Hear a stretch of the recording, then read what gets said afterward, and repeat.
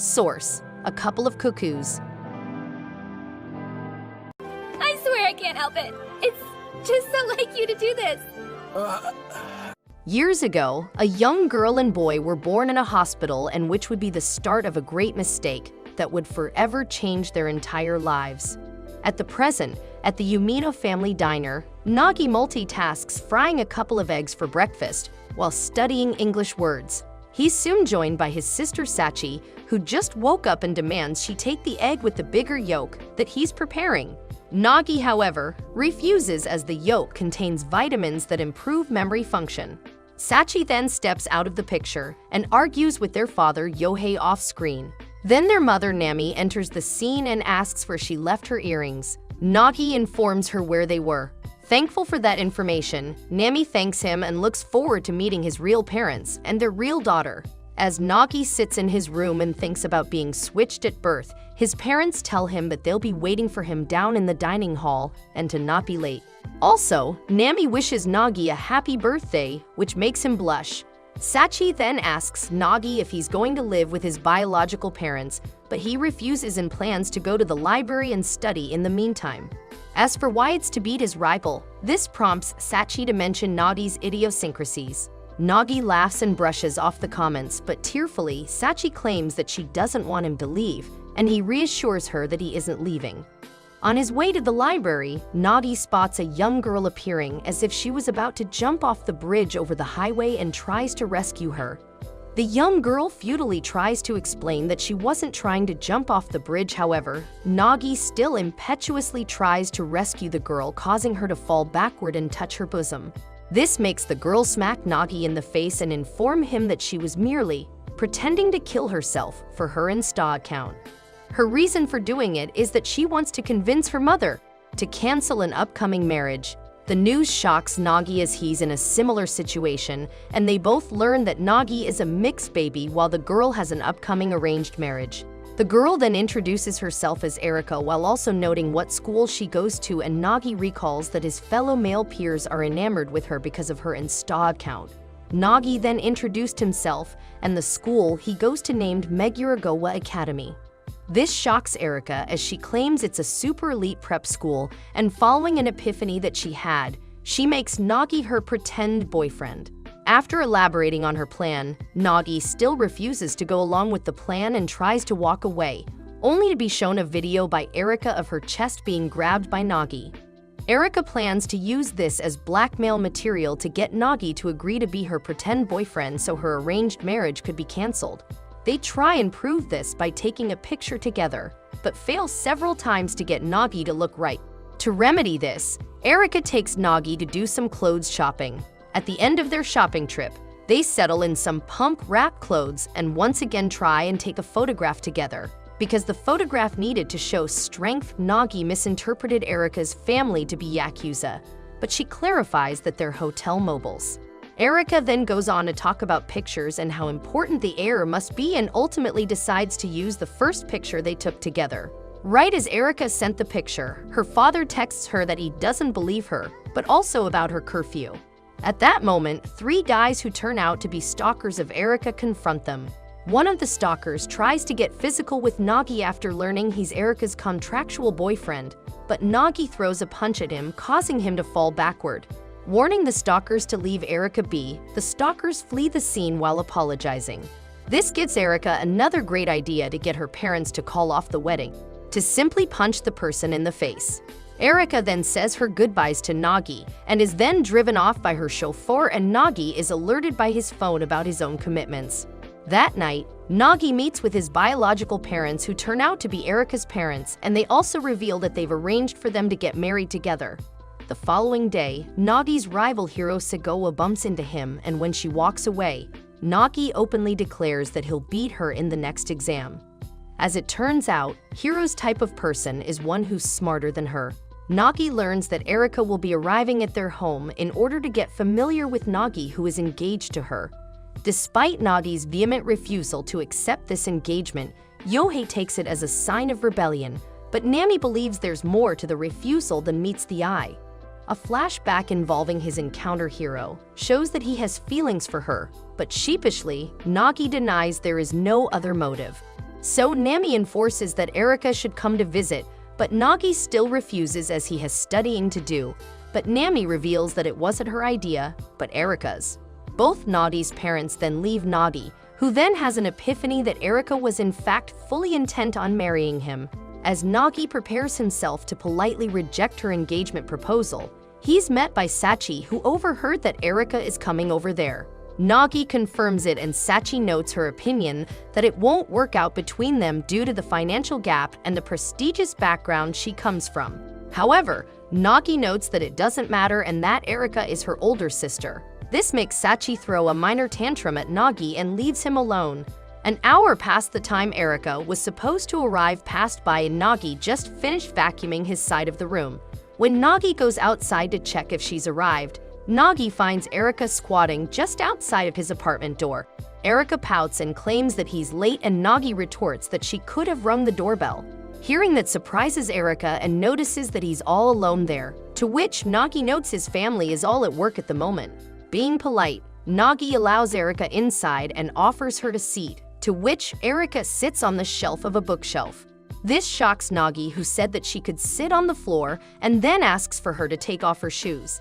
After serving some drinks for them, Nagi internally thinks that it's a bad time to bring up the engagement talks, and Erika asks if she can get a tour of the house. To that, Nagi says that she can look around herself, leaving Erika astonished that his home wasn't a tool shed.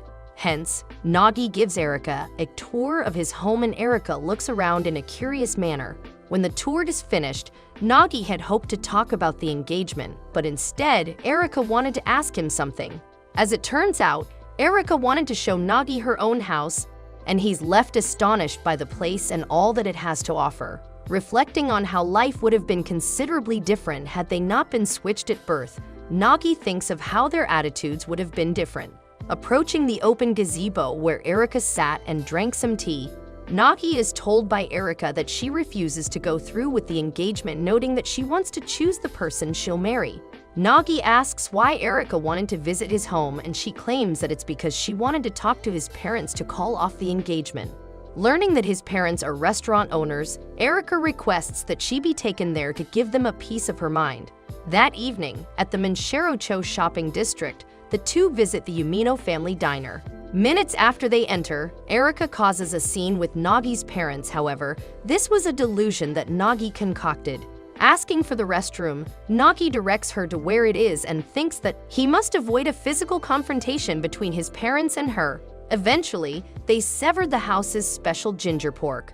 Although Erika looks like she'd not like it, she tries it and says delicious. Nami then comments that Erika resembles Sachi a lot, and Yohei confirms it. The two then start to get on Erika's nerves, which Nagi becomes anxious over, but Erika gets up and abruptly leaves. Nagi chases after her until she stops by a bridge to tearfully confess that she wanted to get closer to them. She also confesses that she was so flustered by how kind they were to her, and goes on to admit what would happen if they considered her a bother. However, Nagi informs her that his parents won't judge her and offers her to return to the diner with him. When they return there, Nami hugs Erika and they're served more food for dinner. Eventually, Nagi at Erika's behest walks her home, and she thanks Nagi for the wonderful day. She then asks him what Nagi was trying to tell him the entire day, but Nagi doesn't have the nerve to admit what he wanted to say and wonders why it was so hard to tell her. At that moment, Suichiro arrives at the scene in his car being driven by his chauffeur. He was glad to hear Erika had a good time at Nagi's. He then asks how their relationship is coming along. Flustered by the question, they claim that they weren't really dating, but Suichiro was fully aware that they weren't, however, considers it the budding start of their personal relationship. They're then driven to a house where the two of them will live for the next 2 weeks. Forced to live in the house set up by his biological father, Nagi is forced to live with Erika for 2 weeks, which has him panic-stricken. He then receives texts from his mom about his new living situation, and then from his sister Sachi. Wanting to get in contact with his real father, the man in question sends him a text asking to set up a meeting between them. Before she goes to bed, Erika suggests that they set up some rules for the duration of while they're there. However, it's only one rule that's set, and it's that they don't get involved with each other while they're there, and Nagi agrees. Despondent over his situation, Nagi then has an epiphany that he can study without interruption in his room and finds that his room has all of the things he'll need to accomplish this. The following day, Nagi wakes up late and is then alerted by the scream of Erika in the bathroom. When he arrives, a brief awkward scene occurs between the two, and once that was settled, Erika points out to the lizard that made its way into the bathroom. However, Nagi's reaction to the lizard gives her the courage to take care of it herself. Later, Nagi enjoys a late breakfast and sees that Erika was using her phone to take selfies for her social media accounts. Noting that phones have better uses than that, Nagi then finds out that his phone was out of power. Distraught over the fact that he can't study without his phone, the doorbell rings and it was a delivery of Nagi's belongings. Erika wonders why Nagi would need so much junk, and Nagi wants to talk with her, but remembers the rule that they set last night and decides to not ask her for the package. This notion, however, lasts only a few seconds as he pleads with her to not get rid of the package as it contains valuable stuff for him.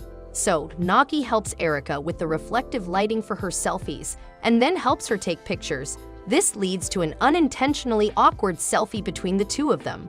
After this, they continue their photo op outside as dusk starts to settle and Erika wanted to take some pictures by the tree. On the other hand, Nagi uses a hose to create a splendid picture of her getting hit with water. Impressed by the photo, Erika wants to have more pictures taken, but Nagi refuses, leading to a hose-off between them. Once this was settled, they dry themselves off and Erika mentions that she left his stuff in his room and asked him why he studies so assiduously. In his confession, Nagi claims that he wants his parents to live a comfortable life, and then asks why Erika is so addicted to social media. Erika then claims that perhaps it'll help her connect with someone someday. To pay back Erika, Nagi prepares dinner for the two of them. The following day, Nagi leaves for school. It's there that his student peers mention that he declared war against Hiro along with other things about him.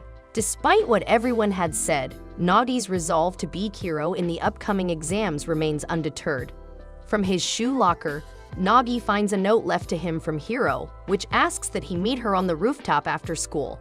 Initially, Nagi believed the note to be fake, but realizes it was real when he finds Hiro peeking over the corner to see if he read the note left to him. At lunchtime, Nagi is approached by a trio of handsome students who act cordially toward Nagi. However, their true motives were to be assured that the bet they placed on him that he'd win would be in their favor. He's then approached by a couple of nerdy students that claim that it's logically impossible for him to surpass Hiro.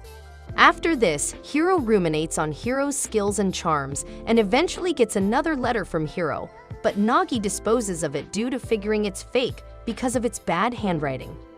Later that day, Nagi learns that he earned first place in the post-break test. The news shocks everyone and Nagi realizes that Hiro knew she'd fail, which to him was why she was trying to confess something to him, and then digs up the waste barrel that he tossed away the letter in. After school, Nagi meets with Hiro, who declares to him that she'll be number 1 on the rankings of the exams. She then claims that the reason why Nagi scored first in the post-break test was that she took a day off from a memorial she had to attend. Furthermore, Hiro goes on a tirade about how she'll beat him in an assortment of other things and leaves him. This encounter with Hiro had Nagi perplexed, but in the end, gained even more respect for her. At home, Nagi learns that he caught a cold and despite this, he yearns to continue studying. To help Nagi out, Erika dresses up in a doctor's outfit and visits him in his room. Despite this, Nagi refuses to play along and wants to study alone in peace, and Erika then receives a text from her father saying he'll meet her at school. Finally left alone, Nagi tries to continue studying, but faints due to exhaustion. Awakening in Erika's bedroom, she tells Nagi that she couldn't place him in his own bed due to how messy it was. This leads to Nagi reflect on how nearly all of his life he's spent studying, but no one ever told him how impressed they were by it until Erika told him. The next day, at Hiro's residence, her mother tries to admonish her from studying so much, but her daughter's resolve is clear. Exam results are released and Nagi places first. As he waits for an appropriate time to approach his dream girl, he's met by 2 groups of people who thank him for winning. This causes MC not to be able to approach his dream girl when he has the chance. He even fails to meet her throughout the day. However, an opportunity arises when he receives another letter from her in his shoe locker. It asked for Nagi to meet her on the rooftop after school, and upon reading this, Nagi hastily rushes to the rooftop and finds Hiro there, pleased to see him.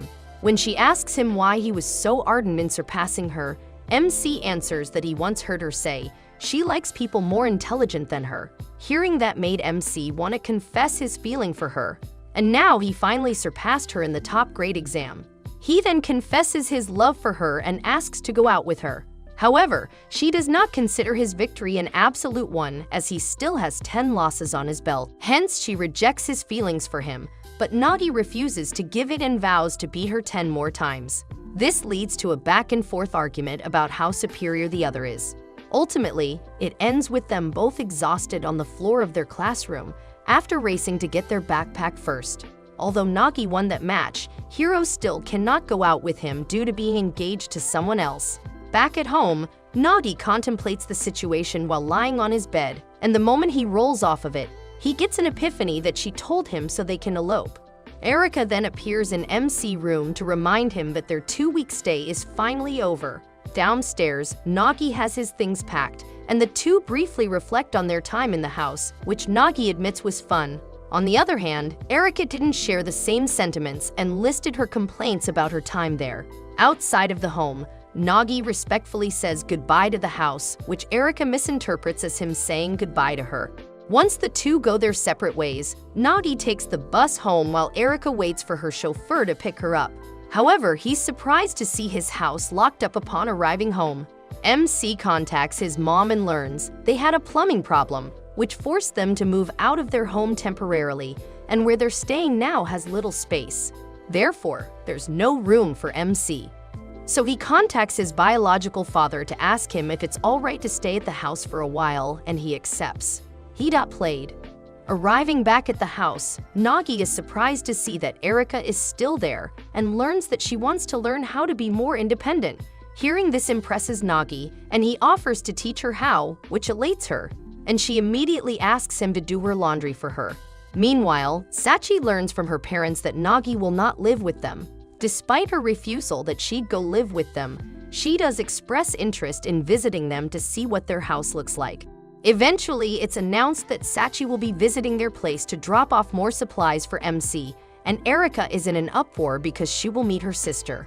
Nagi reassures Erika that Sachi is a good, easygoing person and that she'll get along with her well. Relieved to hear that, Erika becomes startled when the doorbell rings and Sachi is seen squatting outside their front door with Nagi's belongings. Escorted inside, Sachi meets her sister Erika, who sat on the couch and incoherently greeted her, and Sachi also sheepishly said her greeting. The interactions between the two shock Nagi, and he offers to show Sachi his room. There, Nagi asks Sachi why she's there, as he was under the impression that she wanted to see her sister. Sachi confirms this. However, she was anxious about how net famous she was and how cuter she was in person. Because of his siblings' anxiety, Nagi has them cook a fried chicken dinner with him.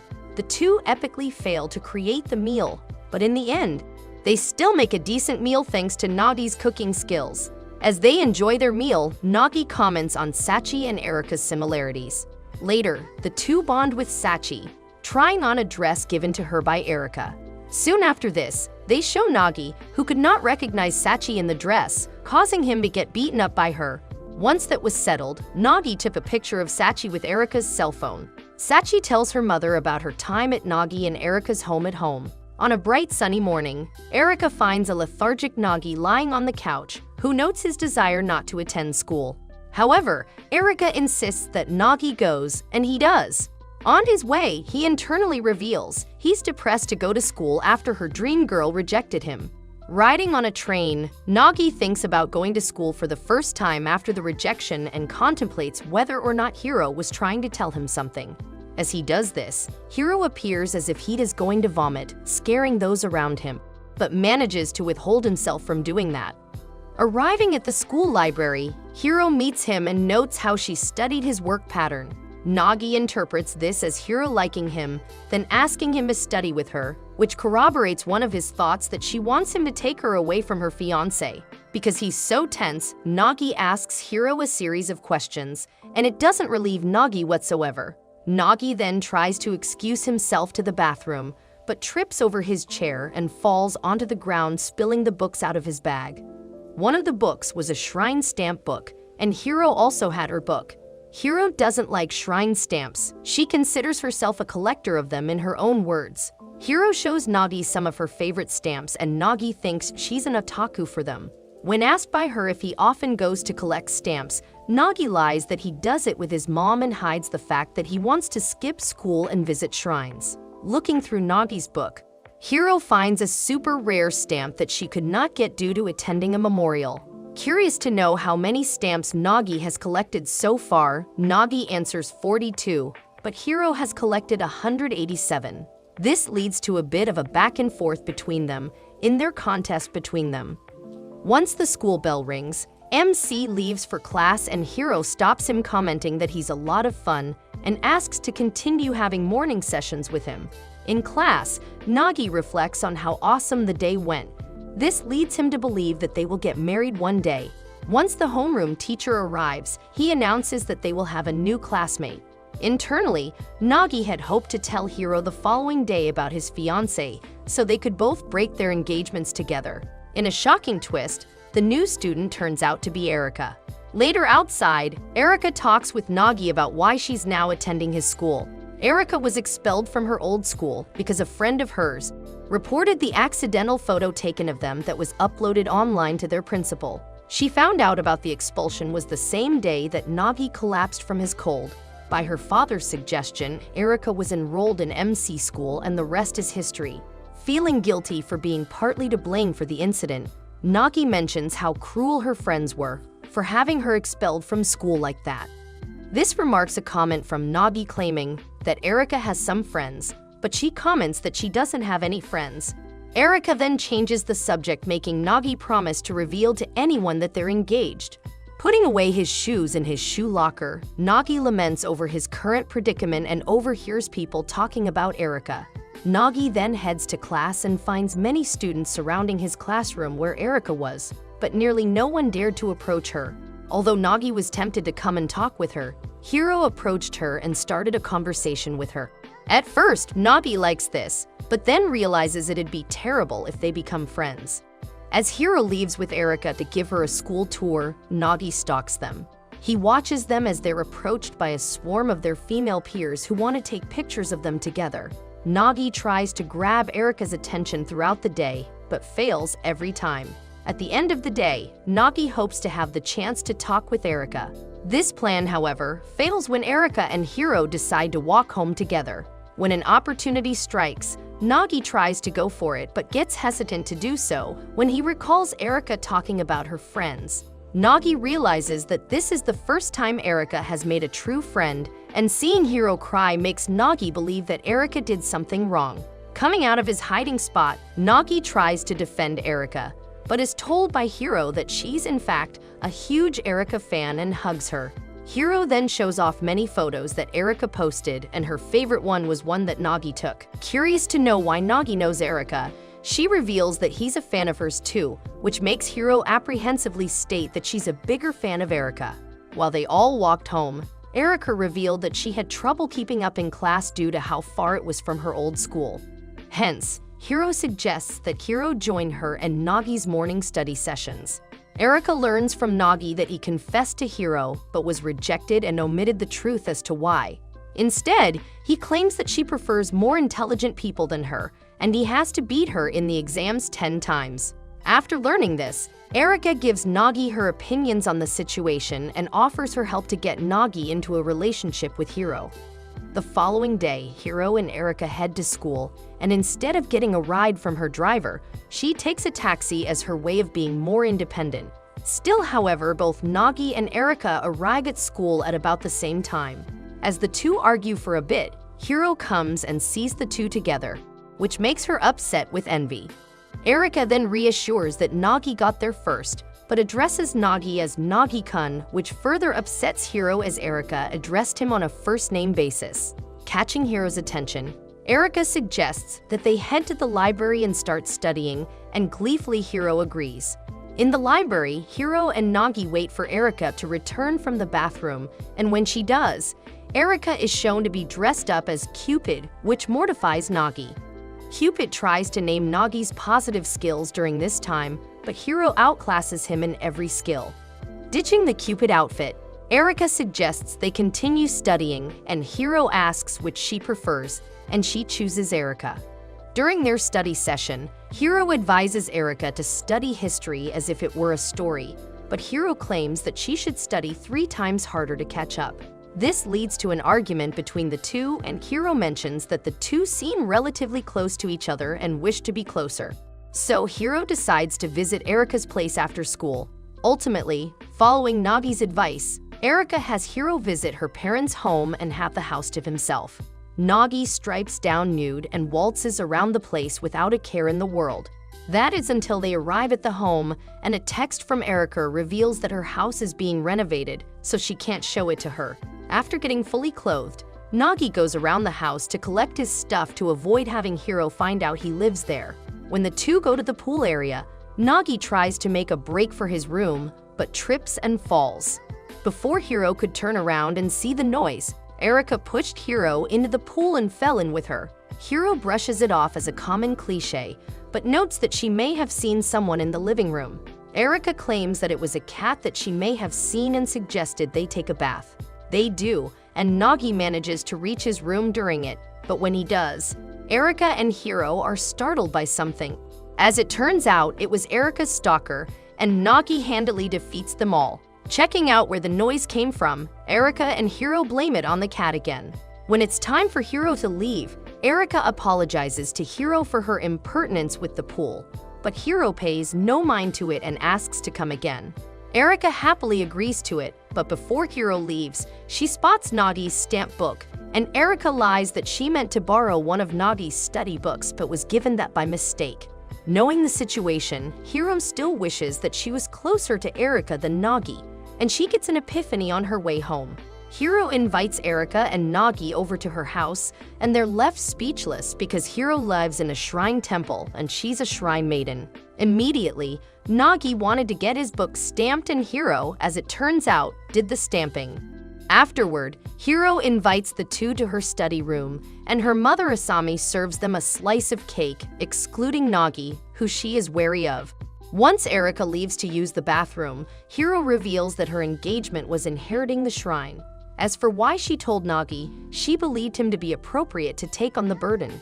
In his room, Nagi recalls what Hiro told him about the truth of her engagement, which leaves him in a flustered and euphoric state. He then thinks that he'd take on the burden of running the temple with Hiro and resolving himself to get to know Hiro better while not letting her make all of the moves. Just then, Erika enters Nagi's room, which shocks him. Later downstairs, Erika gives Nagi the paper about the upcoming field trip, which was passed around the class, and informs him of what he'll have to do with it. She also tells Nagi that she won't be attending the field trip because of her prestigious background, which would pose a security risk to her life.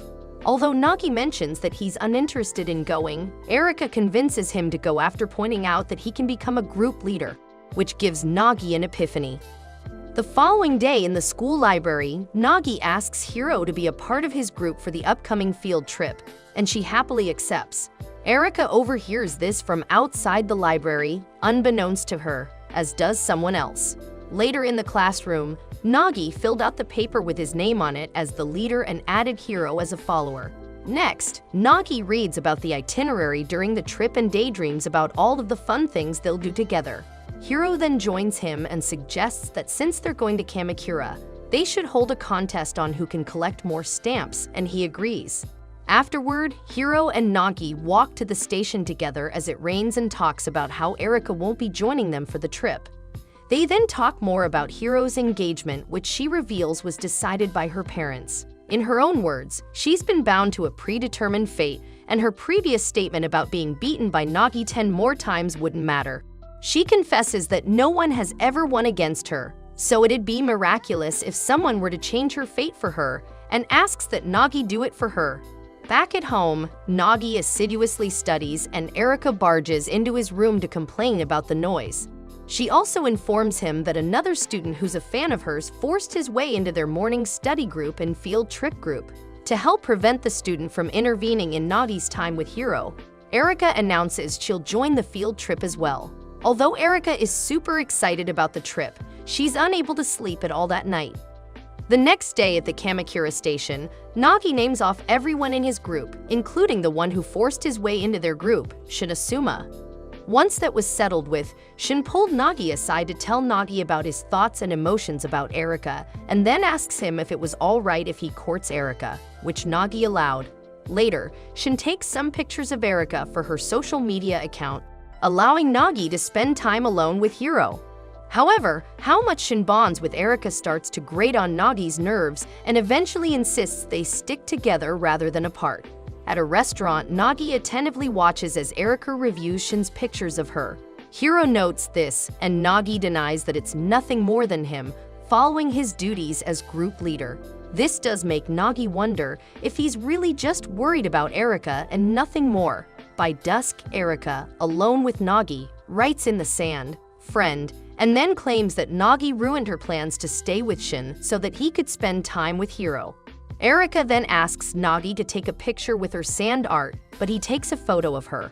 This upsets Erika that it's only her, leading to a struggle between them on who gets the phone. And again, Nagi accidentally takes a photo of them. Despite the mishap, Erika claims she'll keep it and considers posting the friend photo instead, thinking it'd go viral. MC asks Erika the person she wanted to connect with that made her want to come on the trip, and she a bit bashfully says that it may change his fate. Erika leaves Nagi a note saying she's going to return home for a bit to fetch some clothes and that she'll return home after she does some shopping. Nagi was a bit unnerved in his room about what Erika told him on the beach. He hears someone at the door, and when Nagi answers it, it's Sachi who asks for Erika, but is surprised by Nagi's ghastly appearance. Inside, Sachi is disappointed that Erika hasn't arrived home yet and goes into Nagi's room to put on his clothes. She claims that Nagi got into an argument with Erika. Although Nagi denies it, Sachi believes he did because of his weird attitude. This led to Sachi forcefully coercing Nagi to explain the situation to her. After he does, Nagi asks how their parents are doing. Sachi claims that they're as rowdy as ever, but the small apartment isn't making anything any easier either. The subjects then change to how well Sachi is studying, and she sheepishly claims she is, and Nagi reminds her that she has entry exams soon. After this, Nagi decides to ask the thing that Erika is shy about saying. Nagi then proclaims he'll make some tenkatsu, which Sachi claims that Erika can't keep eating fried food. In his own words, tenkatsu is a battle that resonates with Sachi, causing her to leave the house and return home to pack her things and head back to Nagi's home. Eventually, Erika returns home and is surprised that Sachi is there with her stuff. Nagi also receives a call from his mom about Sachi leaving the apartment to live with Erika and him. She asks Nagi to convince her to return home the next day, which Nagi agrees to do. Even though Sachi doesn't want to leave, Erika claims she'll talk it over with her father to see if he'll allow it. Elatedly, Sachi hugs her sister, and Nagi sighs in disbelief and asks why she's there in the first place. Sachi answers it's because she wants to study better, and when Nagi tells her to sleep in his room, she refuses, favoring Erika's room instead. Utterly opposed to the idea, Nagi insists that Sachi sleep in his room, which leads to an argument between the two that ends with Sachi studying with Erika in her room. In the kitchen, Nagi prepares dinner while contemplating why Sachi is there. Inside Erika's room, Erika asks why Sachi is there and tries to level with her, stating she once ran away from home because of complicated family issues. To her admission, Sachi was in the back of the Yumino family diner, and after learning that Nagi was going to leave the household when he married Erika, she realized how much she'd miss him. Hearing this makes Erika embrace Sachi and tell her that Sachi can stay there as long as she pleases. Unbeknownst to the two, Nagi overheard the entire conversation when he was going to leave them their dinner for them. He then has a flashback of when they were kids, and Nagi contacts his mom and informs her that Sachi will be staying with them for a while. On the other hand, when Sachi drops and breaks a plate while Erika tips over a pile of pots and pans, Nagi thinks about how long this will last. The following day, Erika wakes up to find that Sachi has made breakfast for the entire household. Surprised by the large portion size, Erika still eats it despite trying to watch her figure. They all later go shopping, and during it, Erika and Sachi attract onlookers because of their beautiful appearances. This makes Nagi realize that the jocks in middle school and the old men in the restaurant were attracted to Sachi because of her good looks. Another incident arises when Nagi loses sight of Erika and Sachi after leaving him in a store to purchase some stuff for them, and they attract a large crowd while they each eat a sundae.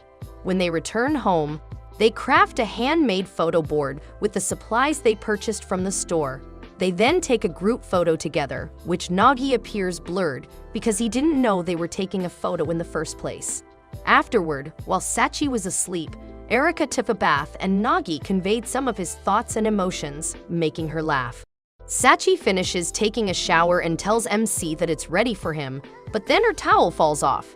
Thankfully, MC was asleep due to being exhausted from studying, and he then received a text from Hiro asking him if he was interested in dates. The next day, Erika finds Nagi dressed in swanky clothing and asks if something is wrong. Nagi feigns ignorance, and before he can explain, Erika decides to take a morning nap on the couch. In truth, Nagi set up a date with Hiro, and they were to meet at the local station at 9 a.m. Much to Nagi's disappointment, the date was just a day trip to collect Temple's stamp and took the wind out of Nagi's sail. Once Hiro arrives, she apologizes for being late, and Nagi could barely keep himself together with Hiro's outfit. As it turns out, Hiro thought that Nagi's outfit was rather weird-looking, and they then headed to their destination, an amusement park. Hiro purchases the tickets at a discounted price because couples are given discounts as a pair, which was part of why she brought Nagi there. The other part was because she believed he could keep up with her. Motivated by Hiro's words, he vows to follow her forever. Nagi seems to regret those words as Hiro takes Nagi on every exhilarating ride in the park, leaving him in an overexerted state. Afterward, the two enjoy lunch together, and Hiro apologizes for putting such a strain on Nagi by forcing him to go on so many exhilarating rides. On the other hand, Nagi brushes it off, and Hiro apologizes for her actions during the field trip. But again, Nagi brushes it off and compliments her cool attitude. The compliment flustered Hiro a bit, and Hiro then challenged Nagi to a race of who could finish the next-gen maze first. Inside the first part of the maze, MC is surrounded by a room full of doors, and the next room is a room filled with mirrors. There, Nagi runs into Hiro and trips and falls into what he thought was Hiro's lips, but it turns out it was just her reflection in a mirror. The act of Nagi apologizing to her in a flustered manner amuses Hiro. Meanwhile, Sachi texts with her grudge multiple times while Erika arrives home from another shopping trip. An apathetic Sachi welcomes Erika home and says, Nagi is on a date with someone. To that, Erika reveals that someone was Hiro, which shocks and upsets Sachi as he goes out with someone despite being engaged to her. However, Erika is okay with it because she does not plan to marry him, but Hiro motivates and makes him happy. Still, Sachi is teed off and takes her frustration out on a plushie. Sachi then proclaims she's going out and Erika follows her. Back to Nagi and Hiro, MC was forced to re-ride the exhilarating rides that Hiro enjoys. Returning to Erika and Sachi, they visit a batting center, and Sachi vents out her frustration there and is soon joined by Erika, dressed up like a pro baseball player. She then tries her hand at some batting, but fails to hit a single ball. They later visit a bathhouse and have a heart-to-heart about how fortunate they are to meet each other, and in the end, Sachi decides on something. By the end of the day, Nagi and Hiro go their separate ways, but Nagi laments how much of a failure it was. He then checks his phone to see that he's received threatening texts from Sachi. Returning home, Nagi is greeted by Sachi, who makes him what Nagi calls a fury-filled hamburger steak. As he eats it, Sachi interrogates Nagi about the date he went on with Hiro. Over by the couch, Erika texts her mom if she's interested in going to a bathhouse sometime. At 3:00 a.m., their doorbell rang, and it was Mr. Yumino who wanted to take them all on a fishing trip. Erika was most psyched as she's never been fishing before and was dressed in an industrial fisherman outfit. It turns out that Sachi had never gone fishing before, but her father had taken Nagi fishing several times before. The person in question was off the side sick as a dog due to seasickness and claims that their father always took him out on fishing trips despite this. To his admission, Mr. Yumino hates fishing alone and brought along Sachi and Erika because Sachi left home, and it didn't seem right not to invite Erika. While Nagi vomits off the starboard bow, Erika catches a fish on the port. Not wanting to lag, Sachi motivates herself to catch some fish, and to add to the incentive, Mr. Yumino offers the winner a 1,000 yen bill which both girls hope to win.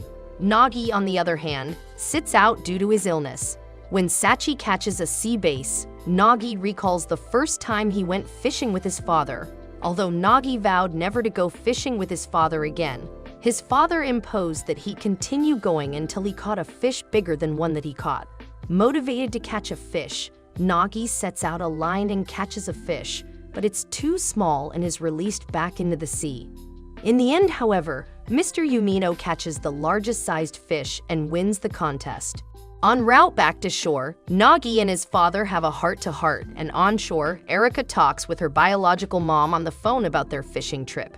Erika leaves the house to visit her mother for Mother's Day, and upon hearing this, Sachi tells Nagi that she wants to shop for a gift for their mother for Mother's Day. At first, Nagi believes this to be a trap that Sachi set up just like in the old days. However, this isn't the case as her request is sincere. After a brief scuffle between them, they visit the mall and Sachi is immediately captivated by it. Nagi recalls that he never really hung out with Sachi before in his entire life. Right when he was going to ask her about it, he saw her being hit on by two guys. Seeing this, Nagi calls out to Sachi and the two continue forward. Soon after that encounter, they find a section of the mall selling Mother's Day items. As they look at a bunch of teddy bears, Sachi reveals that she hasn't decided on a present for their mother and wants to decide on one with Nagi. However, every plausible choice they consider is ruled out due to their mom's personality. Later at the food court, Sachi and Nagi reflect on their parents' happiness in their past accomplishments. They recall each drawing a picture of their mom with an apron and following their epiphany, decide to get her one. Nagi praises Sachi with a pat on the head, which makes Sachi embarrassed and internally upset. That evening, Sachi and Nagi dropped off their joint present at their parents' house, and their father retrieved it. Their father cries tears of joy over it because he received one too. Meanwhile, Erika was at a restaurant bar with her mother Ritsuko, and they talked about her relationship with Nagi. To her confession, Erika believed Nagi would do better with Sachi than her. Later, Ritsuko talks to their husband Suikairu over the phone about her encounter with Erika. After his call with his wife, Suikairu expresses his interest in seeing Erika again. Eventually, her father sends Erika a text message, and upon reading it, she drags Nagi out to go to Kyuzuya Books. There, Nagi goes on a full-blown spiel on recommending a couple of study books to Erika. However, Erika flatly refuses and causes Nagi to go on a tirade to convince her to reconsider. As it turns out, Erika doesn't have any money, her phone, or her credit cards on her person. Nagi then reveals he's the same, which comically perplexes Erika. When Nagi asks why Erika dragged him out of the house in the first place, Erika reveals that her father wanted to see her and will be visiting their home. Meanwhile, Sachi returns home and finds Suikairu sitting on the couch. Immediately, Sachi accuses Suikairu of being a burglar, but he manages to clear up the misconception. Since neither of them can contact Erika and Nagi, Suikairu asks for a bit of Sachi's time. Elsewhere, Erika and Nagi discuss why Erika doesn't want to see her father because she's afraid he'll take her home despite her wanting to be more independent. Although Nagi notes that there's not much she can do now because she doesn't have any of her personal belongings. Erika realizes the fact that she can't run from him forever, so she decides to go home and confront him. On the other hand, Nagi has other plans and hopes to spend the rest of the night with her to take advantage of their situation thoroughly. At a fancy hotel restaurant run by Amano, both Sachi and he talk about Nagi's relationship with Erika. As that conversation continues between the two, Nagi and Erika ride down a hill on a piece of cardboard. Later, Amano drops Sachi off at the house and gives her a present, while asking for another report on Erika and Nagi. Sachi promises to do that, and Amano returns to his hotel. Inside, Amano gets a picture from his office, and a worker asks why he returned on his day off, which Amano claims he was picking something up there. Amano then asks his employee if he knows about cuckoo eggs, and the picture he's holding reveals a child that looks just like Nagi. Nighttime around the Yumino family diner, Sachi finishes cleaning up a table and is thanked by her parents for her help. Her father expresses his hope that she return home, and Nami offers her some dinner, but Sachi flatly refuses on both accounts. However, before she leaves, Sachi promises to come back again. After Sachi goes, her parents talk about how attached Sachi still is to her brother Nagi. At home, Nagi folds laundry in the living room and sees a thunderstorm outside. Wondering if Sachi will be home soon, Nagi is startled by Erika, who asks for the detergent. Just then, a lightning bolt struck the area, causing a power outage and startling the two. Using her phone for a light source, Erika becomes scared when she believes it's an attack from Mars, but Nagi denies it. The two then head to Nagi's room so he can fetch his phone, all while Nagi tells Erika how used to power outages he is at his old home. Once Nagi finds his phone, he realizes how low the battery it has, and it dies. Sequentially, Erika's phone dies, leaving the two entirely in the dark. Later, Erika lights an aroma candle in her room and asks Nagi how living there has been for him. The question catches Nagi a bit off, and she rephrases the question of how his life has been since he first met her. Erika goes on to explain her thoughts and experiences since meeting Nagi. She then gets an epiphany about an emergency kit downstairs and asks that Nagi go and fetch it. Reluctantly, Nagi agrees, and downstairs, Nagi nearly slips on a puddle of water on the floor near the emergency kit location. The puddle came from Sachi's drenched clothing, who stood behind Nagi, and he nearly slipped and fell. Nagi then unintentionally pins Sachi to the wall, making it look like he had kissed her. The lights return on, and Nagi sees that it was Sachi and not Erika who he encountered down there, and plays off what had happened. But Sachi, overcome with emotion, isn't. The following day, Sachi goes to school, and although her friends try and engage in a conversation with her, she's too gloomy to talk. Hence, her friends talk about the latest TV show they all watch, and in it, it's revealed that one of the characters is revealed to love her elder brother. Hearing this catches Sachi's attention, who recounts the negative qualities of Nagi and throws a mini tantrum. Afterward, Nagi is shown shopping for some discounted pork, but decides to go with the fish that was part of a limited time sale. At home, Nagi cooks the Yumino family curry and calls Sachi to come downstairs from her room to try some. However, she refuses to, even ignoring Nagi's attempt to coax her into doing it. Once Erika arrives home and is brought up to date about Sachi's mood at the dinner table while she eats some curry.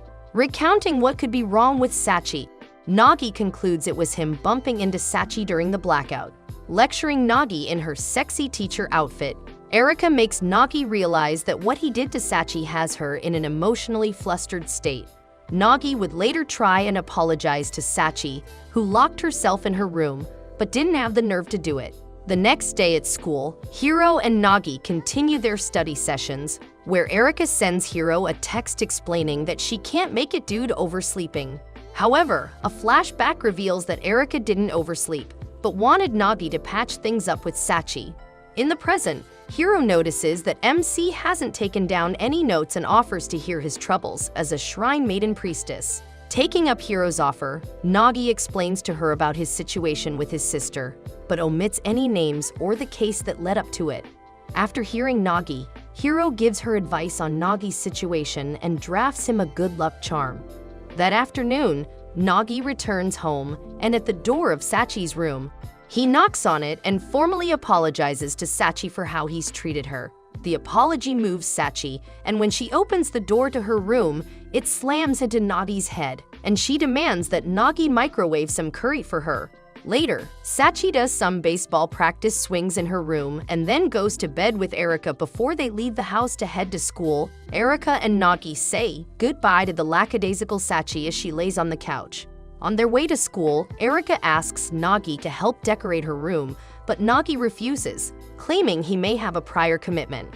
Hearing this surprises Erika, and at school, it's revealed that Nagi wants to start an after-school study group with Hiro, and she agrees. As it turns out, This wasn't just a way to help Hiro with the upcoming midterm exams. It was a way to get revenge for the fiasco of the day at the amusement park. Feeling more confident that they'll be on more familiar grounds, Nagi later regrets this as they study at the Tokyo Library, where talking isn't allowed. Things lighten up when Hiro passes Nagi a small piece of paper where it asks him if he's doing all right. This ignites an exciting secret conversation exchange between them. Afterward, Nagi laments for only studying for an hour and tries to find a place where they can continue studying at. Hiro then asks if Nagi wants to join her someplace, which later turns out to be a kickbox/karate gym. There, Nagi assists Hiro with her kickboxing training and gets sent flying backward by one of Hiro's power kicks. As an apologetic, Hiro gets Nagi a cup of water. Nagi notes his amazement and then tries a hand at boxing, which impresses her. Unbeknownst to the two, Erika caught a brief glimpse of the interaction between the two. Later, the two walk home and talk about how much fun they had and how Nagi planned to impress Hiro, but she wanted Nagi to get to know her better. Hearing this inspires Nagi to do push-ups at home, which Sachi finds creepy and Erika unimpressed. The following day, when Nagi arrives home from school, Erika confronts Nagi by the doorstep and demands that he go on a date with her. They go shopping and Erika purchases Nagi a new set of clothing to break his tradition of wearing only his schoolwear at home. After this, the two go shopping for a new pet, and Nagi gets coiled by a giant snake. Next, the two go for a jog that quickly erupts into a race. Exhausted by their date, Nagi is finally told by Erika that she saw him go on a date with Erika. Furthermore, Erika reveals her jealousy that Nagi was having such a great time with Hiro the other day and that he never smiles at her despite being his fiancé. Nagi then asks if Erika is jealous and if she has feelings for him. Erika has a snit and returns home, leaving Nagi perplexed as he sits on a bench and contemplates the situation. In his conclusion, Nagi needs to research love, and since the internet doesn't provide an adequate answer, he decides to find it elsewhere. Taking a bus home, Nagi returns to his original home, the Umino family diner, where he looks for his mega dictionary. Nagi then accidentally finds a box filled with love letters from his father to his mother. Eventually, Hyohei would come into the picture and disclose to Nagi his love for his mother. He also advises Nagi not to think about the person he loves, but to feel it. When Nagi does, he finds out he has feelings for Erika, Sachi, and Hiro. Nagi would later send a text to Erika, noting he doesn't like her yet either. 3 students approach Nagi at his footlocker, asking him if he's prepared for the upcoming midterm tests, and he sternly answers yes. Elated, the students relish the response as they place bets on him again. While Nagi walks away from them, he recalls what advice his father gave him about picking his future bride, which has him perplexed about and questioning his love for only Hiro. In class, Nagi reflects on his feelings mainly for Erika and Sachi. This also causes him to get stressed out and not be focused on the test he's taking. At home, Sachi and Erika sigh deeply, relieved now that their test periods are over, as Nagi prepares dinner. Erika then tries to order a cake to celebrate a job well done on their tests, but Nagi denies allowing her to as he's preparing dinner for them. Furthermore, Nagi notes how much Erika had changed from the previous month when they spent the day together. However, he snaps himself out of that thought when Erika asks for dinner and then has her and Sachi prepare the table. The following day, Hiro approaches Nagi and asks if he's okay because of his mood during the exams. Nagi assures her he's fine, and the two walk to their classroom. There, Nagi learns that he placed 13th in the school standing, leaving him flustered and dejected. Several groups of students that once praised Nagi throughout the day now disparage him for his standing. One in particular was Chen, who claims he failed by obsessing over Erika throughout the test. Their conversation is disturbed by Hiro, who glares at Nagi with an upset look on her face for a bit and then walks away. Later that day at home, Erika gossips to Sachi about how Nagi placed 13th in the midterm tests, which astonishes her. Within his room, Nagi reflects on his bed about how he failed his test and his feelings for Erika, Sachi, and Hiro. Eventually, Erika barges into his room and demands that Nagi prepares dinner.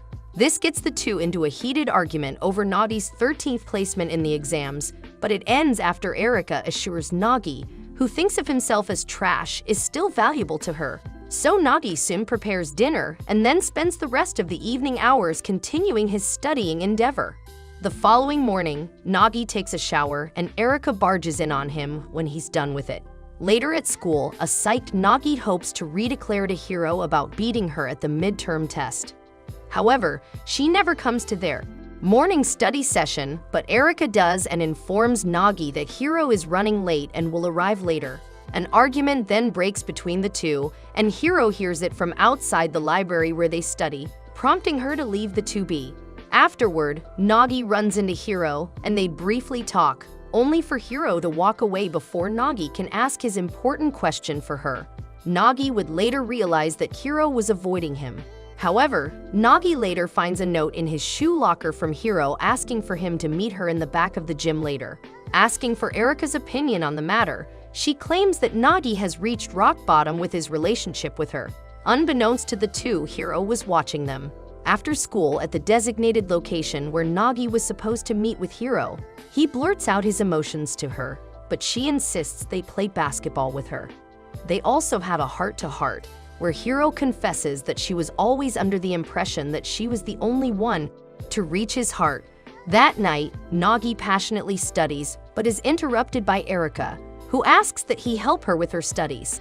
However, Nagi flatly refuses and claims that their father can pull some strings to help her. However, Erika reveals that their father wants her back home if she fails her makeup midterm exam. The following morning, after Erika revealed to Nagi about her school predicament, Erika, dressed in a military outfit, gives a brief speech to Nagi about the importance of their task. She also reveals that her parents want her back home after scoring the lowest score in school. Nagi starts their study session with math without wasting further time, and Sachi joins them. During this session, Erika has trouble with one of the problems and asks for Nagi's help, but his curt response to it backlashes, and he loses his cool. The next thing they study is modern literature, and one of the answers that Erika gives irks Nagi. Nagi then has Erika try studying English, but then suggests history after she tries to Google English words. Things start to heat up when it's brought up that Erika can't study properly, and so she leaves the room, claiming that it's fate her father wants her back home. That afternoon, Nagi contemplates what Erika said about her fate and his own if she fails the makeup exam. Later that evening, Nagi catches Sachi resting on the couch because Erika was attentively studying in her room. Hence, Nagi decides to help Erika by lecturing her about how to study and what the makeup exam is comprised of. The two of them become resolved to study for the rest of the night, and Sachi decides to sleep in Nagi's room for the night. When it's time to reveal Erika's makeup test score, she passes, and it's surmised her father that he's upset. However, he's happy with the result. That night, Sachi and Erika celebrate Erika passing her makeup exam, and Nagi notes his disdain for doing all of the hard work for her to help her achieve it. To commemorate the occasion, Sachi suggests that Erika attend a local festival by her home that their parents love participating in. On the day of the festival, Nagi and Sachi help their parents set up their stall. When their parents leave to take care of some business, Sachi tells Nagi that Erika will be by after she prepares for the festival. That afternoon, Hiro saves Sachi from falling, leaving her somewhat embarrassed, and then Hiro visits their stall. She reveals that her temple is one of the sponsors of the event. Nagi then introduces Sachi to Hiro, who gives her the cold shoulder. Taking this as intruding on them, Hiro leaves them, but before doing so, she offers to walk with Nagi later, and he accepts. Later that evening, Erika and Sachi, dressed in yukatas, run into Hiro, and Sachi is formally introduced to her. Erika and an out-of-breath Nagi run to the place where the festival was being held. Upon arriving at the area, an excited Erika asks Nagi where they should go first, but he hopes to hook up with Hiro, who's still busy on her side. Despite Hiro's absence, Nagi is glad he can enjoy the festival with Erika.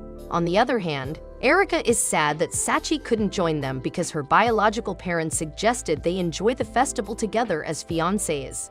Sachi also agreed to her parents' proposal and decided to stay behind and help clean the dishes at the diner.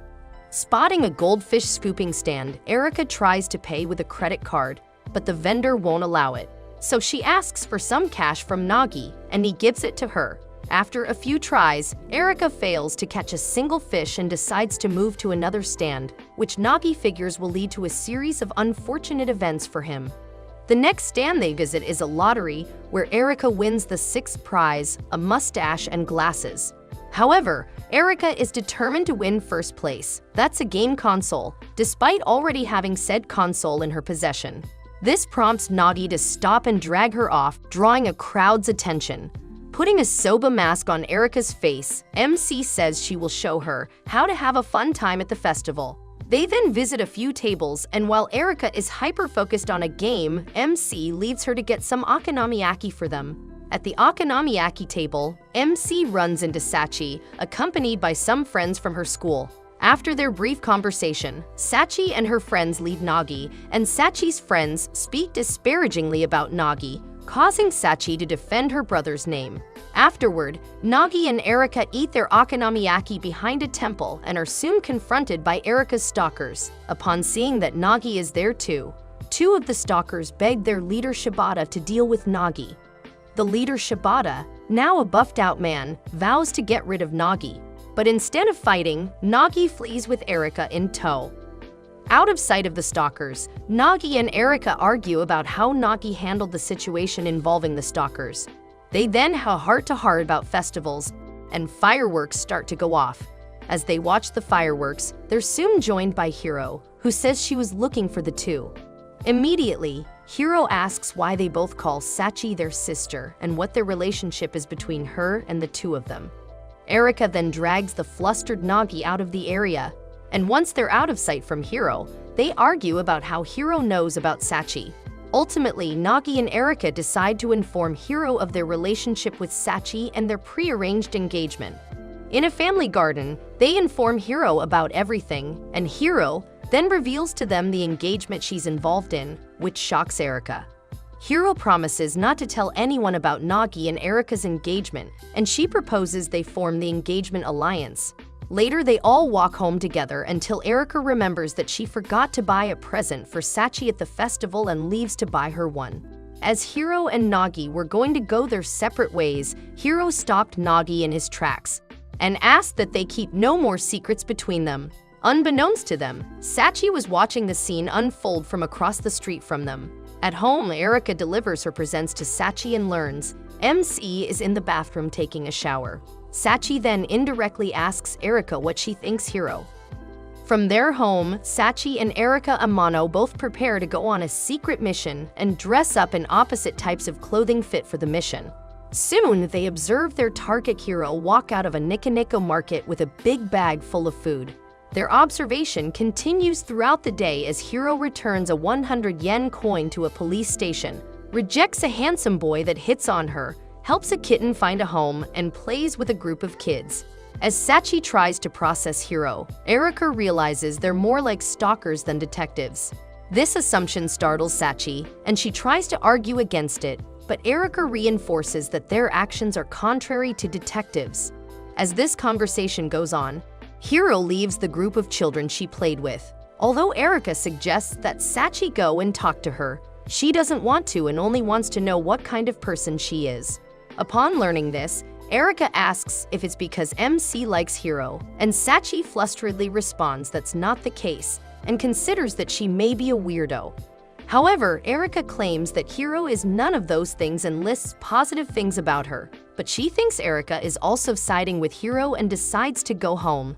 At home, Sachi confronts Nagi in his room, where she openly declares that Hiro is a superhuman, listing off her positive traits to him and is someone that Nagi could never reach. As startled as he was, Nagi then asked Sachi how she knew so much about Hiro. Sachi then beat him up and declared that she'd attend his school next year to keep a creep like him away from her. Later, downstairs in the living room, Sachi talks with Erika about visiting Nagi in her school's open campus. As he cleans the dishes, Nagi claims it's a waste of time if it's the only place she's interested in. But Sachi argues that it's to familiarize herself, and Erika approves of it. When Sachi heads upstairs to her room, Nagi mentions to Erika how strange it is to call Sachi his sister and her recent personality change. Shocked by this revelation, Erika asks if they'll have to admit to everyone that Sachi is her sister. but Nagi denies that notion. The next day, Sachi draws attention to herself because of her beautiful appearance as she waits in the spot for the people attending the open campus. From afar, Nagi and Erika comment on the attraction Sachi is garnishing while Shin then has a meltdown concerning Sachi. Nagi then mentions why Sachi was waiting alone at the open campus spot. Erika mentions that she could be waiting for a guide, which made chills run down Nagi's spine. Nagi's fear came true as Hiro approached and introduced herself to Sachi as her guide. Panic-stricken by this turn of events, MC then proclaims to the nonchalant Erika that Sachi will undoubtedly convey embarrassing facts about him to Hiro. However, Erika assures MC there are worse things Sachi could tell Hiro, so MC suggests they follow them to prevent it from happening. On Hiro and Sachi's side, Hiro first shows Sachi the library as Nagi carefully watches them. Erika then comments that they're like an older and younger sister together.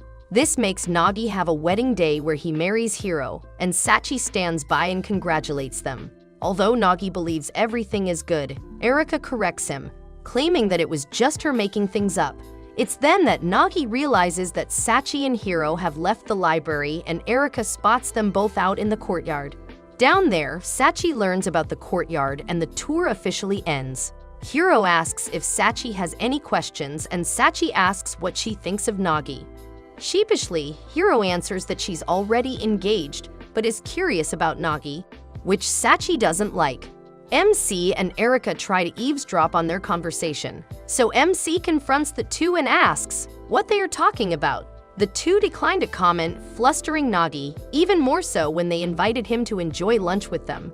As Erika, Sachi, Hiro, and Nagi eat lunch together, a couple of nerds that Nagi is acquainted with commentate how Nagi is a harem-themed protagonist and what dangers lie ahead of him. That night at home, Nagi informs Sachi he'll be making mapo tofu and crab omelet. However, she's disinterested in eating it and focuses on her studies.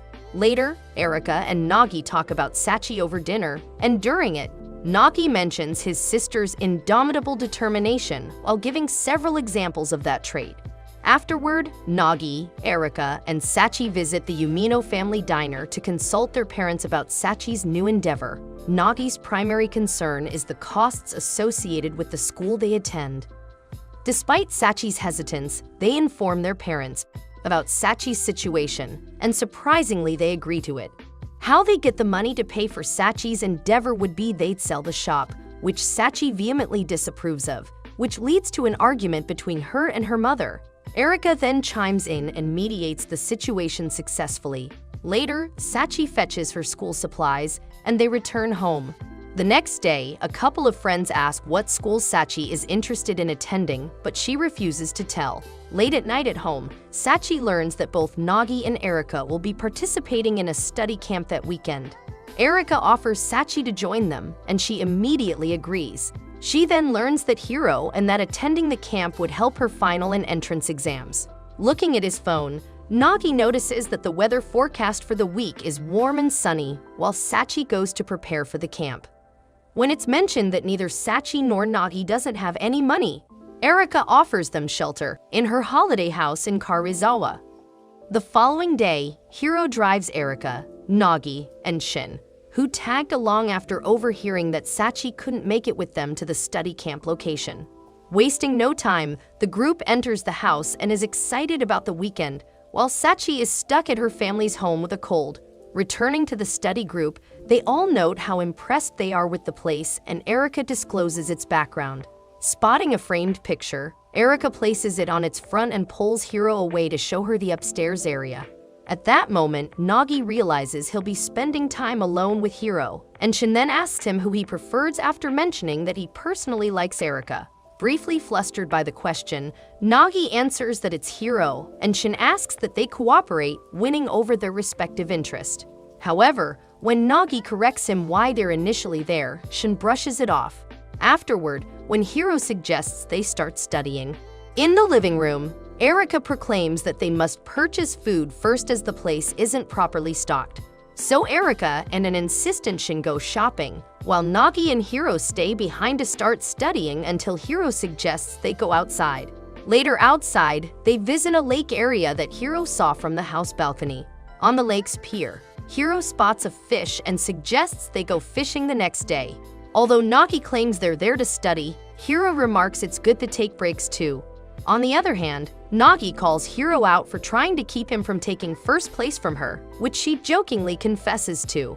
Nagi then asks what Hiro's true purpose for coming, and she answers that it's because Nagi was there.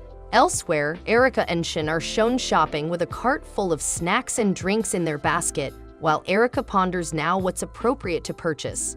She then figures that Nagi, who usually did the shopping, could make something with what they have, and Shin then compliments Erika's shopping skills. Just then, Shin helps Erika from tripping backward, and after doing so, notes he wants to confess something to her. While Hiro takes a bath, Nagi reflects in the living room why Hiro wanted to take a bath, as Erika barges in and demands to know where Hiro was. Nagi informs Erika of Hiro's location, and she rushes off to the bath as Shin enters the living room. Shin then tells Nagi that he confessed to Erika, which shocks Nagi, but then learns that Shin didn't confess to her, but thanked her for inviting him. Meanwhile, in the bath area, Erika confesses to Hiro that she forgot her underwear, and Hiro embraces her, noting how cute she is. Returning to Nagi and Shin, Nagi confesses that he once again declared his love for Hiro, but mentions that she put their relationship on hold. He explains why their relationship is on hold, which astonishes Shin, and proposes they continue cooperating with their relationship endeavors. That night, everyone minus Shin studied in the living room, and Hiro rebuked Nagi for not studying and said he should be more like Erika, who was holding her English book upside down. Shin then enters the scene with ice cream, and as they eat it, he mentions that he found a shrine that could be haunted. Afterward, it's decided that they should all investigate the shrine and split up into two teams. Erika goes with Nagi. Much to his dismay, and at a good enough distance, Erika confesses that she has something she wants to tell him. Back at the house, Shin and Hiro talk about Hiro always wanting to be first in the test grades. Hiro notes that she'll never back down in vying for first place and offers to help Shin confess to Erika. At the Umino family diner, Nami and Yohei learn that Sachi is running a fever, so Nami decides to take her to a hospital via a taxi. Sachi then weakly speaks out to not tell Nagi about her condition. The man in question was with Erika in the forest, searching for the temple someplace there. Nagi asks Erika what she wants to talk to him about. However, she's too embarrassed to talk about it, making Nagi consider Erika's hesitance. As they continue forward, Erika musters up the courage to ask Nagi her question, but learns that he's disappeared and believes he's been spirited away. However, Nagi was merely hiding in a nearby bush and wanted to scare her. But when he revealed himself, Erika freaked out because she thought he was trying to peek at her panties. Afterward, at a convenience store, Erika purchases some panties there, and Nagi learns about it and Hiro's reaction toward Erika's predicament. Continuing onward, they reach the temple, and Erika takes a selfie of them, in which Nagi appears blurred, making him look like a ghost. Once the picture is sent to Hiro as proof of their arrival, they decide to spook Hiro and Shin when they arrive. As they wait, they have a heart-to-heart about their time together in the study camp. It gets personal when Erika interprets that Nagi is happy they're engaged. At the house, Erika's photo of Nagi and her amuses Hiro. On the other hand, Shin is freaked out that the shrine they're at is a marriage shrine after looking it up on his phone. Returning to Nagi and Erika, Erika teases Nagi that she was joking about her question earlier, and they then receive a text that both Hiro and Shin forfeit. Later, with the various random ingredients they purchased, Nagi and Hiro prepare a BBQ for them all. As they eat their food, Hiro eats a spot of Nagi's corn on the cob, believing it to be an indirect kiss. When they clean up, Hiro and Nagi talk a bit, and Hiro notes how happy Nagi is. It makes Nagi realize how happy he is, about how much fun they're having. Instead of continuing their studies, Nagi suggests they go back outside and do some stargazing. As they enjoy the starry view from the ground, Nagi receives a text from his mom about Sachi's condition. Switching over to Sachi, who is bedridden in the local hospital, her mom leaves her while promising to visit her the following morning. After Erika, Hiro, and Shin make a wish during a shooting star, they realize that Nagi has gone missing, and it turns out he rushed over to the hospital Sachi was staying. Although Sachi was a bit upset that Nagi was there and not at the study camp, she still appreciated his concern. The following afternoon, Nagi laments at home over leaving amid the study camp and cordially greets Erika when she arrives back. Nagi informs Erika about Sachi's condition. Believing that Erika would call him a siscon for his overzealous care for his sister, Erika surprises Nagi with his concern for their sister. The response leaves Nagi perplexed, and he later contemplates it. Meanwhile, Hiro and Shin take a train ride home, and when Shin gets off at his stop, he asks Hiro if she'll commit to her promise to him. Hiro responds that she'll consider it, but as the train starts to move, she remembers Erika's family photo that was flipped over and wondered why it was like that. At the house the group stayed at for the study camp, Amano fetches the photo, noting it was a bomb of the sort. Eating dinner prepared by her mother, Sachi notes her resolve to return to Nagi and Erika's home. At said home, Nagi demands that Erika answer his question about the person she was talking about, the person that was like Sachi to him. Before answering, Erika splashes a bucket of water onto Nagi and asks him if he's prepared to know. Nagi then confidently answers yes. Nagi confronts Erika in the pool area and demands to know who she meant to contact. Her response is to splash Nagi with a bucket of water and call him a dummy. Later, Nagi is dressed in new clothes and sits on the floor in front of Erika on the couch. She then shows him a picture of herself as a child with her mother, father, and a boy who looks just like Nagi. Initially, Nagi interprets the person as himself, who once knew Erika as a child. However, she denies the fact and details that the boy is his older brother Sasuke. Although unfazed by the revelation, Nagi claims that his only sibling is Sachi.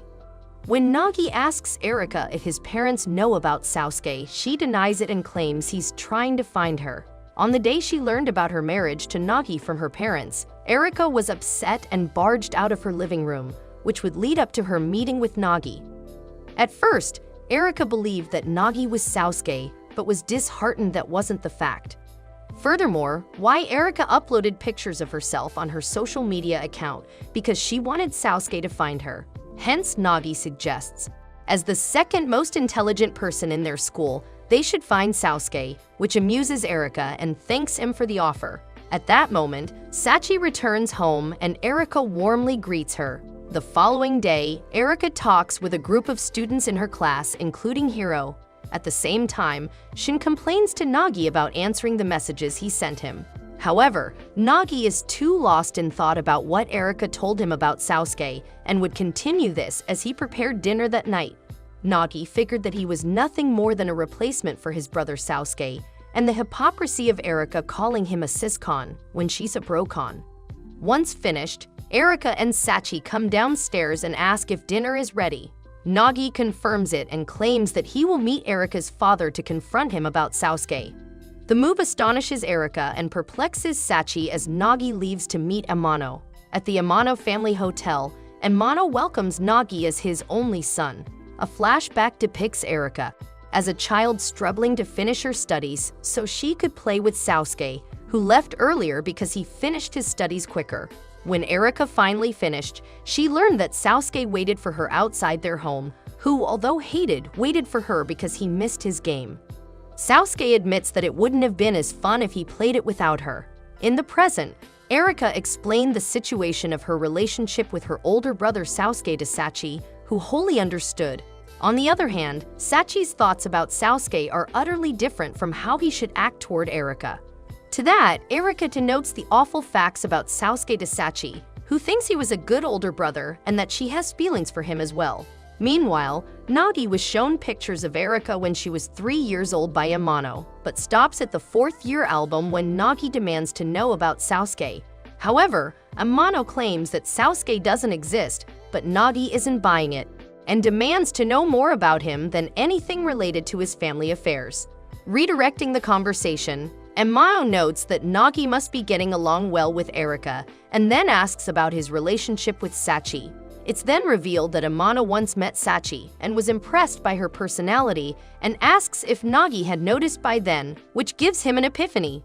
Elsewhere, at Hiro's temple, 2 children approach her as she sweeps, asking her to play with them. The kids ask her to play with their Gordonia family dolls, and Hiro notices that one of the dolls resembles Nagi. After a brief laugh about Nagi being second in her class, Hiro agrees to play with the kids.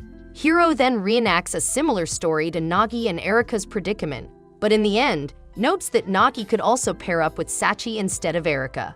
Back to Amano and Nagi, Amano mentions that Nagi could solve his situation by marrying Sachi as well. Nagi returns home a bit frustrated that he couldn't learn anything about his older brother from his Amano. Entering his home, Nagi is accosted by Erika and Sachi wearing scuba wear, and Erika openly declares that it's summertime. Later, Nagi acts as Erika's photographer for her bikini poolside, and the smirk on his face irks Erika, and Sachi calls Nagi a pervert, nothing like Erika's Bauji brother. Erika asks Sachi if she'd like to join her photo shoot, but Sachi shyly declines. However, Nagi claims he wouldn't be interested in Sachi dressed in a bikini, causing Sachi to use the garden hose on him and then leave to study. Erika then asks Nagi how his meeting with her dad went, and he claims that nothing was learned about her brother from him. Unsurprised by this outcome, Erika then learns that her dad suggested that Nagi marry Sachi, and she understands why her dad said that. A bombshell is dropped when Nagi says that if it's possible for him to marry Sachi, Erika could marry her brother, which astounds her. The following day in the library, Nagi, Erika, and Hiro all spend time together in the library, and Nagi contemplates a way to locate Sasuke for Erika. His contemplation makes Erika believe Nagi had weird fantasies again, which concerns Hiro. After school, Nagi receives a text from Hiro inviting him on another date, which excites him. Back at home, Nagi asks if there's a bike at home, to which she believes that their mother has one. Happy to hear that, Nagi texts Hiro back and sequentially informs Sachi about his date with Hiro, which earns him Sachi's disgust.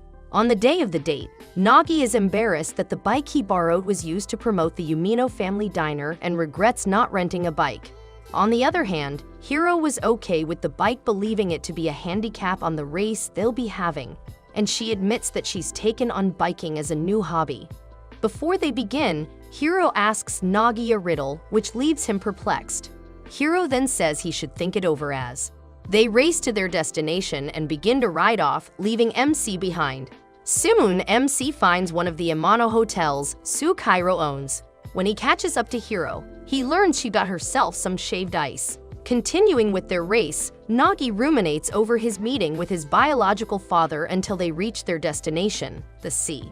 It's there that Hiro answers her question riddle as family and admits that she wanted him to clear his mind and yell out their frustrations. They both do this, whereas Nagi calls Suikairo a dumbass, and Hiro says she wants to grow up already. However, Hiro denies Nagi's assumption, and before they return home, Hiro promises that she'd help him whenever he's in a haze. That evening, Sachi enjoys dinner with Amano at a restaurant he last spent with the Prime Minister of Japan. There, Amano asks if Sachi is prepared to marry Nagi, which catches her off. Returning home from school the following day, Sachi is met by Nagi, who asks how her day was, and she lies, claiming it was spent in the library studying. Nagi then notes his concern that Sachi would overstudy again, causing her to get sick again. Furthermore, Nagi mentions as Sachi heads to her room that she was out late the other day as well, which is a concern to him. Deflecting Nagi's concern over her, Sachi sheepishly asks if Sukairo mentioned anything about her, which Nagi asks why. So Sachi drops the subject and heads into her room. Wanting answers from Sachi, Nagi goes to confront her from her room, but Sachi exits it and mentions she's hungry and plans to go to the convenience store. Worried about Sachi going out late at night, Nagi accompanies Sachi there, and his bargain maniac skills come in handy to pick up whatever they need there. On their way home, Sachi enjoys a snack purchased at the store and asks Nagi why he acted as he did back in the store. She notes how Erika's parents are wealthy, and Erika could help them out too. However, Nagi answers that he pays back whatever is left over to their parents that they receive as a monthly allowance. Ignorant of the fact, Sachi treats Nagi to one of her snacks and mentions a funny Christmas memory from when they were younger. Sachi and Nagi finish preparing dinner at home, and Sachi suggests they play a game while they wait for Erika to return home, but Nagi suggests she study. This escalates to Sachi losing her temper on Nagi, but as she starts to cool down, she asks if he'd be willing to marry her. The question surprises Nagi, and he categorically denies it as she's his younger sister, prompting Sachi to laugh it off and claim she was teasing Nagi. Once Sachi leaves to take a shower, Erika arrives home after an extended shopping trip.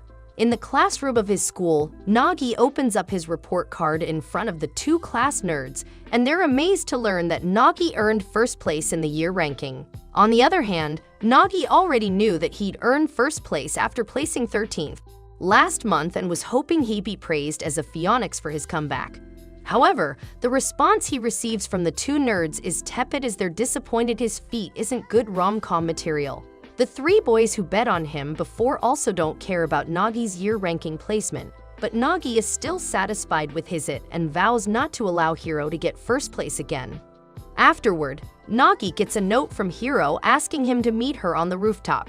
Recalling Hiro's declaration that she wouldn't lose to him again, Nagi wonders if Hiro intends to do it again. If this were the case, Nagi wouldn't mind. However, he'd steel himself to do the same and ask her out on a date. Unbeknownst to Nagi, Shin was secretly eavesdropping on Nagi and was glad that Nagi was going to meet with Hiro and ask her out. On the rooftop, Hiro sits on a bench and patiently waits for Nagi. Once he arrives, Hiro congratulates Nagi for first place in the year ranking. She also compliments him as a phoenix for climbing his way from 13th place last time. Flustered, MC downplays it as from behind the doorway to the rooftop, Shin eavesdrops on Nagi in his conversation with Hiro. Continuing the conversation, Nagi comments on how confident he was with the test, then openly declares that he won again and asks to go on a date with Hiro. The proposal surprises Hiro, but she refuses and states that they still don't know each other enough as of yet. Hiro admits that fate seems to be changing for her, and Nagi vows to change hers, which pleases Hiro and comments she wishes she was engaged to him. Shin continues to watch the scene roll out, amazed and tearful. That night at home, as Hiro laments over what he's going to do, Sachi praises Erika for placing 167th in the year ranking.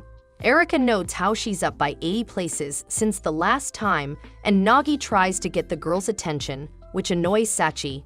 Nagi then admits that Hiro confessed to him, shocking the two girls. He explains the situation between himself and Hiro to them, and Erika is amazed, while Sachi is unimpressed and points out that Hiro didn't explicitly confess to him. So, Erika proposes they all investigate what Hiro said for their summer break.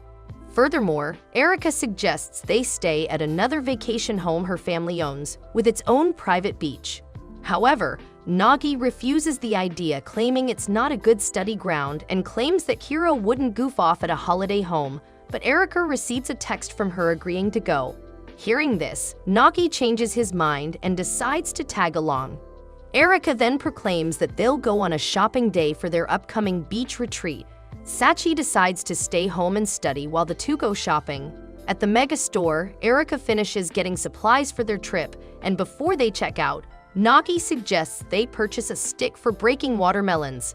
Furthermore, Nagi suggests they buy tridents, and Erika agrees to purchase them after hearing Nagi's motive behind getting them. Erika then suggests they get sunscreen, and MC suggests they purchase the spray type, but Erika cheekily suggests the cream type, noting Nagi could rub some on Hiro's body.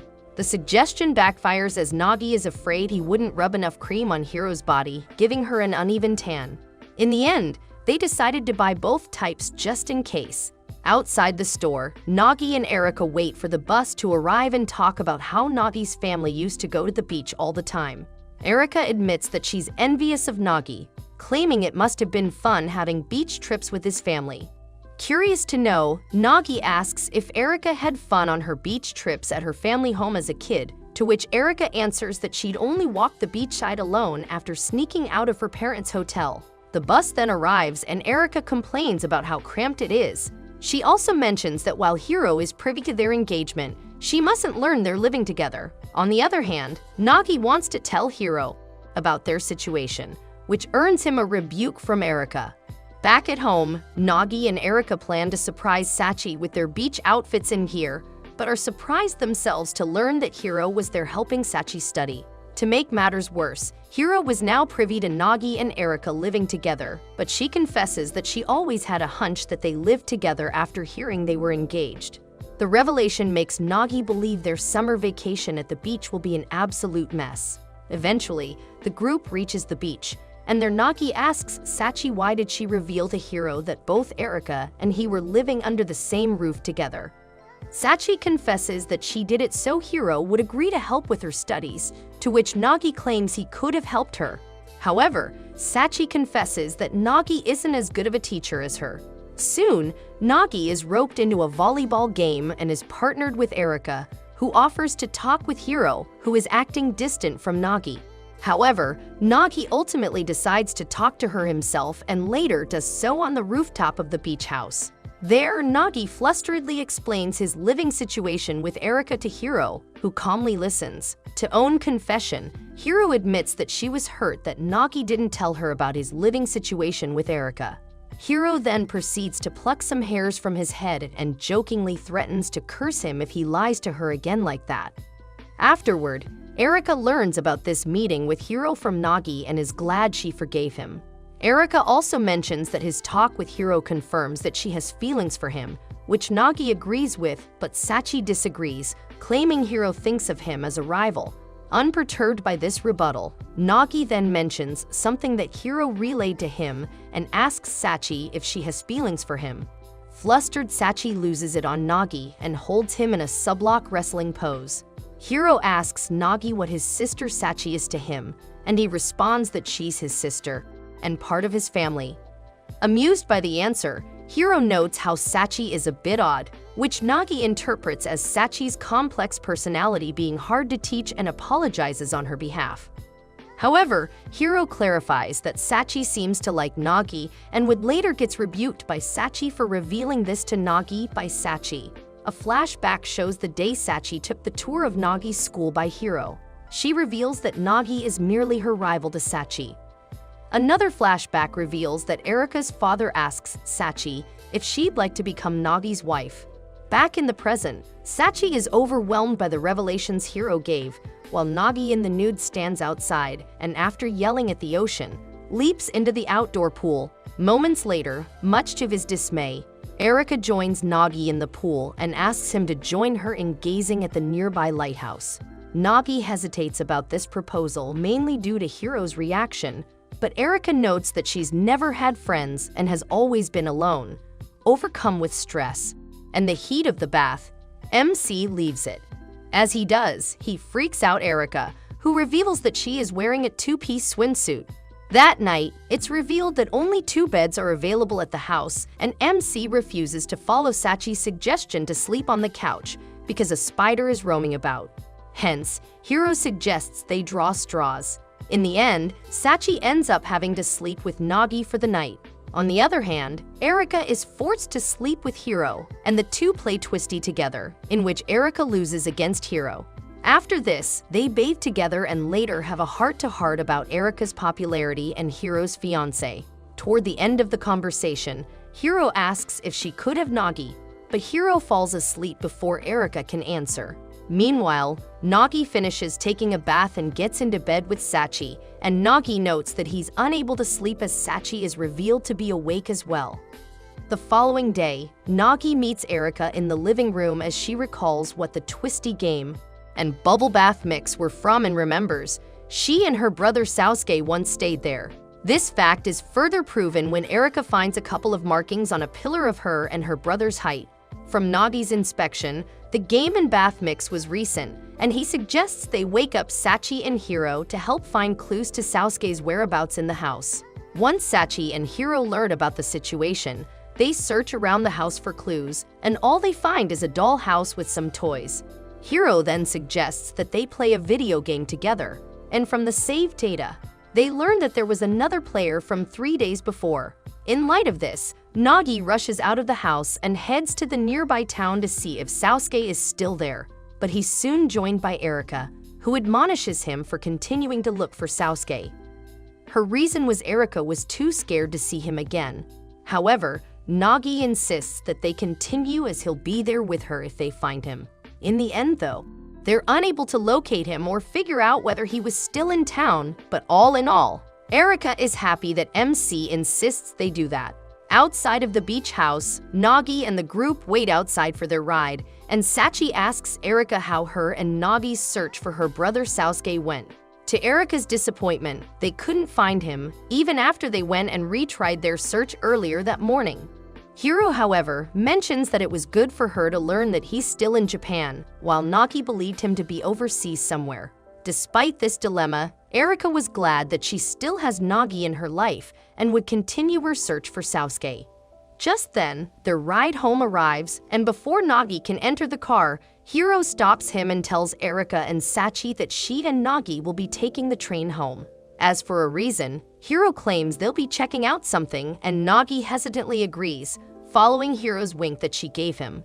Perplexed by this, both Erica and Sachi go along. Hiro and Nagi visit a local temple called the Mauka Shrine.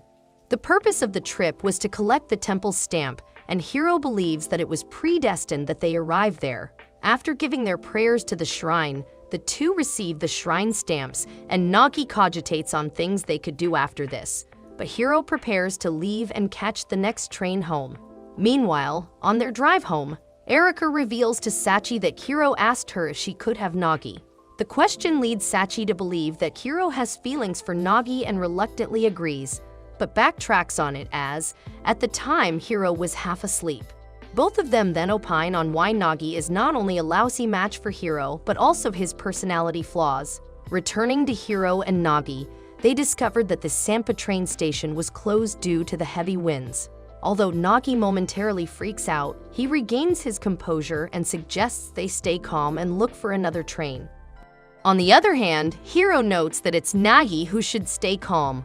There are no buses to Tokyo, and it's too expensive for a taxi.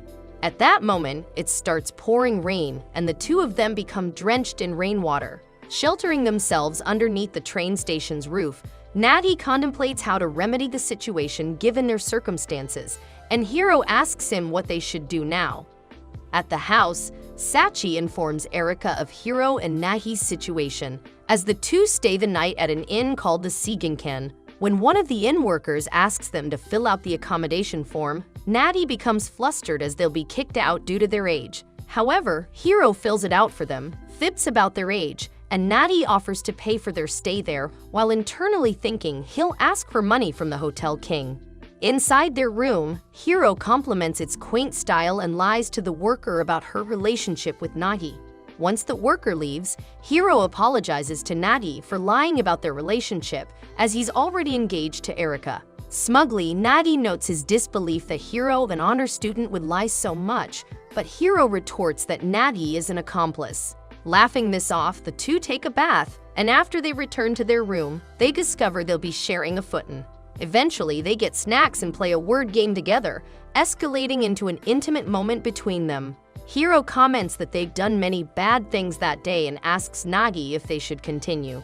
Back at the house, Sachi talks disdainfully about Nagi staying with Hiro, while Erica brushes it off as they're doing it to avoid the rainstorm happening in that area. Returning once again to the inn, Nagi asks Hiro what exactly she meant about bad things, and she answers by giving him 10 yen and claims they should have some sake.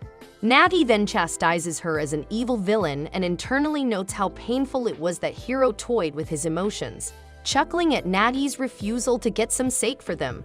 Hiro then asks him if she's too bad for his tastes. To her surprise, Nagi claims that Hiro is and denotes his reasons why, but he still likes her bad side. Just then, the police arrive outside their room, and after a hypothetical what-if situation that they're arrested, Nagi suggests they escape.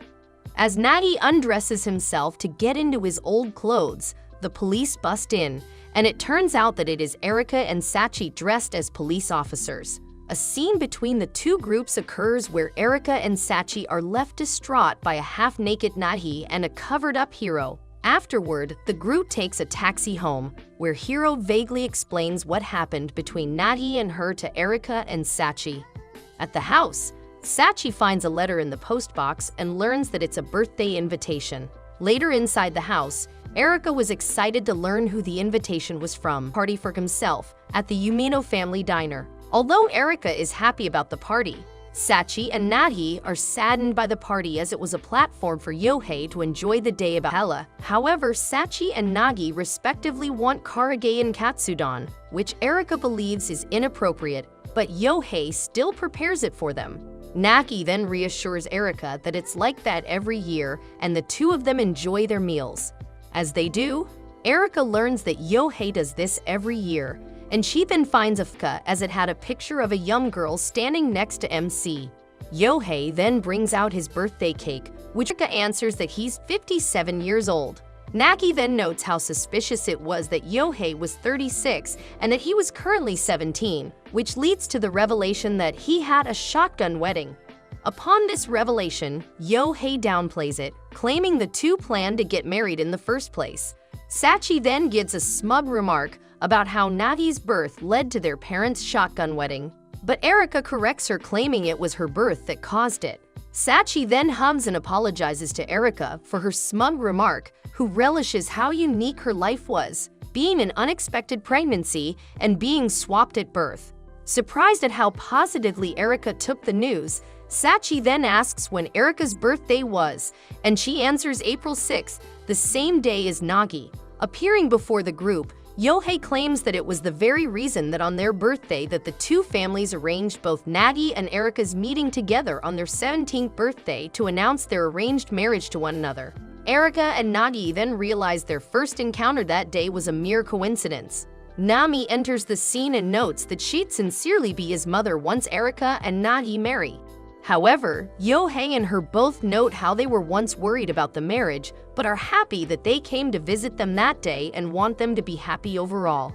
Derailing from the auspicious moment they were having, Nami then mentions how her parents initially disapproved of Yohei and her marriage together.